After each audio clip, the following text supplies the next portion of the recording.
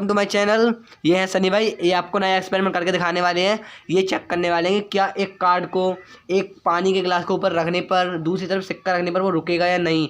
तो इसी वीडियो को चेक करने के लिए आज हम ये वीडियो लाए हैं। Thank you so much. Please हमारी वीडियो को जरूर देखना और लाइक करना मत भूलना। सनी भाई सब्सक्राइब करो पहले। हाँ जल्दी करो, मुझे पता है कि आप लोग नहीं करते हो, वीडियो देखते हो लेकिन सब्सक्राइब नहीं करते। लाल कलर का बटन नहीं से दबाओ। सनी भाई ने ढक्कन खोलना स्टार्ट कर दिया है और ये पानी कर रहे हैं। ये देख सकते हो आप। बोतल लाए थे बाजार की 40 रुपए की।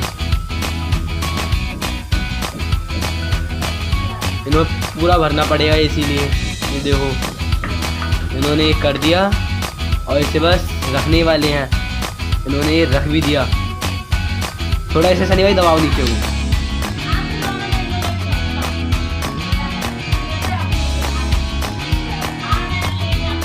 बस चेक करो सनी भाई। गजब बेइज्जती है।